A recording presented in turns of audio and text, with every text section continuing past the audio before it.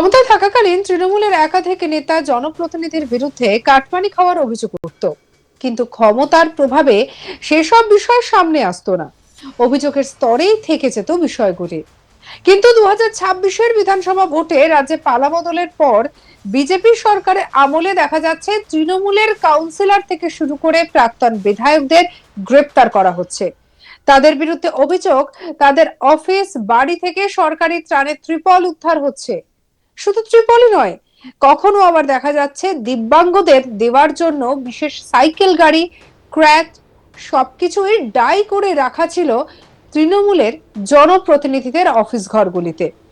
আসানসোলের এক তৃণমূল কাউন্সিলরকে সম্প্রতি গ্রেপ্তার করেছে পুলিশ। তার বিরুদ্ধে রাজ্য সরকারের একটি জনকল্যাণমূলক প্রকল্পের আওতায় দরিদ্র ও দুস্থ উপভোক্তাদের মধ্যে বিতরণের উদ্দেশ্যে বরাদ্দকৃত বেশ কিছু ত্রিপল ওই তৃণমূল কাউন্সিলরের বাড়ি থেকে উদ্ধার করা হয়েছে। তদন্তকারীদের অভিযোগ, যোগ্য প্রাপকদের মধ্যে বিতরণ না করে ওই সামগ্রীগুলি তার বাড়িতে মজুত করে রাখা হয়েছিল। ধৃত ওই তৃণমূল কাউন্সিলরের নাম তরুণ চক্রবর্তী। আসানসোল পুরসভার 87 নম্বর ওয়ার্ডের কাউন্সিলর পদে ছিলেন তিনি। তরুণ চক্রবর্তীকে গ্রেপ্তার করে মঙ্গলবার 2রা জুন আসানসোল আদালতে তোলা হয়। আর এই ঘটনার তদন্ত শুরু করেছে আসানসোল দক্ষিণ থানা। পুলিশ জানিয়েছে, সরকারিভাবে সরবরাহকৃত ওই ত্রিপলগুলি উদ্ধারের সূত্রেই কাউন্সিলরকে গ্রেপ্তার করা হয়েছে। বিষয়টি নিয়ে আরো গভীরে তদন্তের লক্ষ্যে অভিযুক্তকে বিস্তারিত জিজ্ঞাসাবাদের জন্য পুলিশ হেফাজতে নেওয়ার আবেদন জানিয়ে আদালতে আর্জি জানান তদন্তকারীরা। সব পক্ষের বক্তব্য শুনে বিচারক ধৃতকে 6 দিনের পুলিশ হেফাজতে নির্দেশ দেন। কি বলছেন অরিজিৎ রায়, শুনবো বিজেপি বিধায়কের কথা। এটা হওয়ারই কথা ছিল। এটা আরো আগামী দিনে আমার মনে হয় এই সংখ্যাটা আরো বাড়বে, কারণ 15 বছর ধরে এরা সরকারের থেকে যেভাবে মানুষের সঙ্গে অত্যাচার থেকে শুরু করে বিভিন্ন দুর্নীতিতে জড়িয়েছে, সেখানে আমার মনে হয় তৃণমূল কংগ্রেসের সর্বস্তরের নেতৃত্ব জড়িত আছে। এবং আমি মনে করি উপযুক্ত তদন্ত সহকারে এদের একদম মূলে গিয়ে যারা যারা এই শিল্পাঞ্চলে দুর্নীতিতে জড়িত বা বিভিন্ন রকম অপকর্মে জড়িত, তাতে সে ছোট স্তরের নেতা হোক বা উচ্চ স্তরের নেতা হোক, সকলকে জেলের ঘানি টানতে হবে। এবং আমার মনে হয় সেই বিষয়ে প্রশাসন যথেষ্ট সক্রিয় এবং উপযুক্ত তথ্য প্রমাণ সহযোগে আগামী দিনে এই সংখ্যাটা বেড়ে আরো অনেক হবে। আপনারা শুধু একটু অপেক্ষা করুন।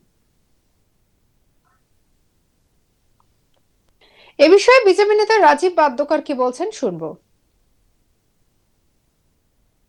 উনি গ্রেপ্তার হয়েছে তার কারণ হচ্ছে ওনার বাড়িতে যে সরকারি সম্পত্তি যেগুলো পাওয়া গেছে, যেমন তিরপল, এই যে জ্বরের বর্ষার সময় মানুষকে দেওয়া হয়, এগুলো পেয়েছে নথিপত্র, এবং আপনার এই যে কিছু টাকা পয়সা অর্থ পেয়েছে, সেই সব দেখে এটা অ্যারেস্ট হয়েছে।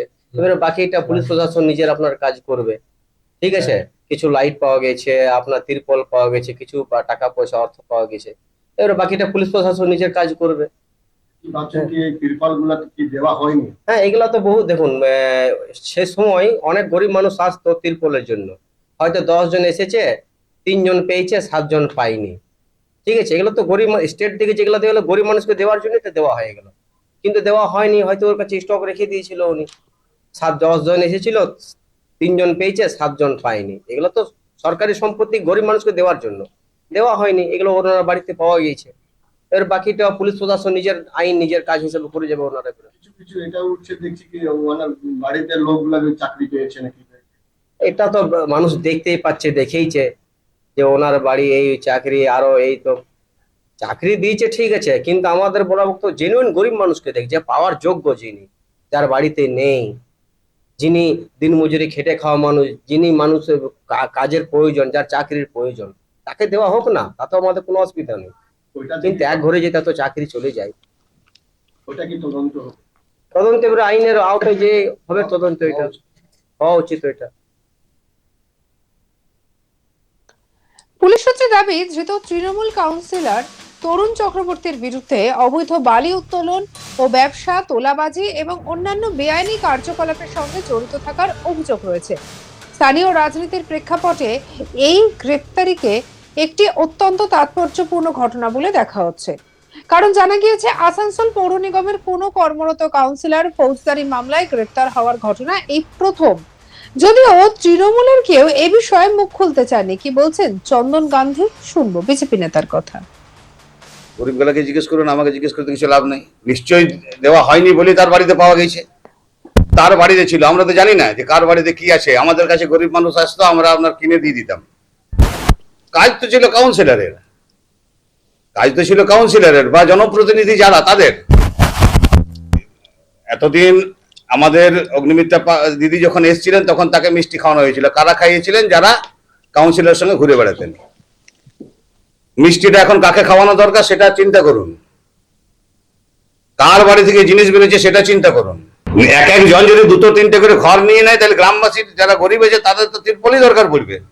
তারা যদি ঘর না পায়, সেই ঘর যদি বড় লোকরা নিয়ে নেয়, যারা তাদের চামচা বেলচা, তারা নিয়ে নেয়, তো তিরপল তো দরকার পড়বে। আর সেই তিরপল যখন বেরোবে না, তখন তো যার কাছে এসছে তার কাছ থেকে ধরা পড়বে। এবার সেটা আপনারা যাচাই করুন, উনি কিনে রেখেছিলেন না সরকারি জিনিস ঢুকিয়ে রেখেছিলেন।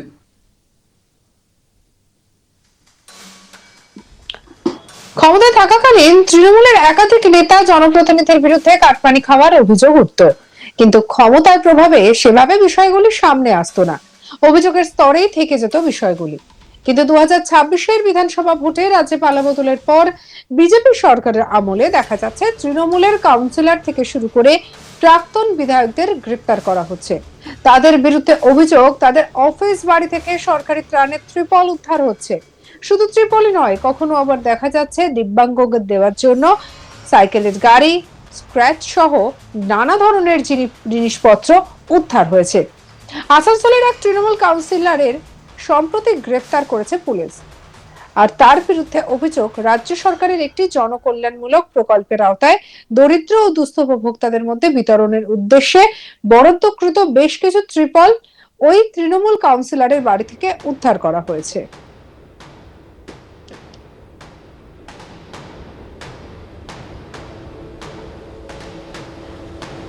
তদন্তকারীদের অভিযোগ, যোগ্য প্রাপকদের মধ্যে বিতরণ না করে ওই সামগ্রী তার বাড়িতে মজুত করে রাখা হয়েছিল। ধৃত ওই তৃণমূল কাউন্সিলরের নাম তরুণ চক্রবর্তী। আসানসোল পুরসভার 87 নম্বর ওয়ার্ডের কাউন্সিলর পদে ছিলেন তিনি। তরুণ চক্রবর্তীকে গ্রেপ্তার করে মঙ্গলবার 2রা জুন আসানসোল আদালতে তোলা হয়। এই ঘটনার তদন্ত করছে আসানসোল দক্ষিণ থানা।